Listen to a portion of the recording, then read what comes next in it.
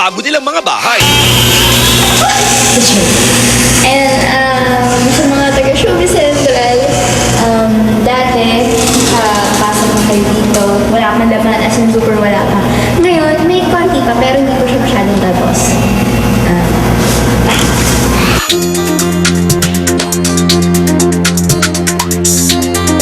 Di gaya noon, unti-unti na itong nalalaman ng mga bagong gamit galing sa ipon ng batang aktres.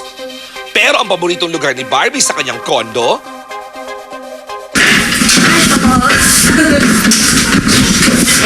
Halata na siguro kwarto ko kasi violet. Wala na po kasing time para mapapinturahan pa po namin ng violet yung kwarto. So, ang ginawa na lang namin violet yung kama, tapos ayusin pa namin yun, lalagyan pa namin ng mga dekorasyon na violet din. Ay, easy din ako, tapos daya ko kasi nasa akin yung parang Game Theater. Volume 7 na ako sa first time.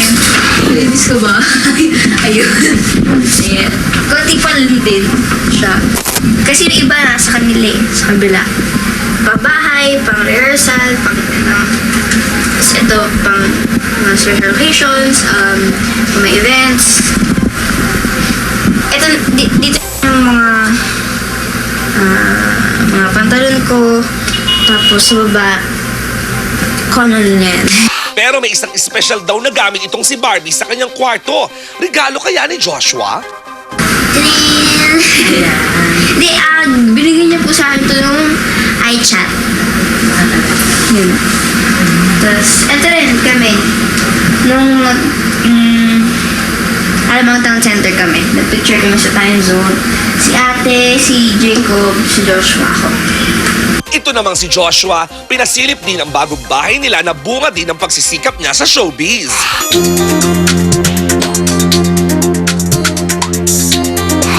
Ayan, ito yung living room.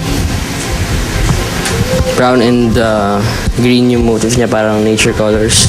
Dahil mahilig kayo manood ng movies lagi sa bahay, bumili talaga ako ng widescreen flat. At saka yung sounds. Kasi gusto ko talaga feel na feel yung movie.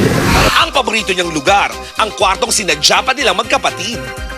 Ito talaga yung request ko kay mama, yung computer table. Gusto ko talaga maluwag, tsaka magkatabi kami ni Jacob. Kasi mahilig kami mag-computer. Ito yung mga lahat ng sapatos ko.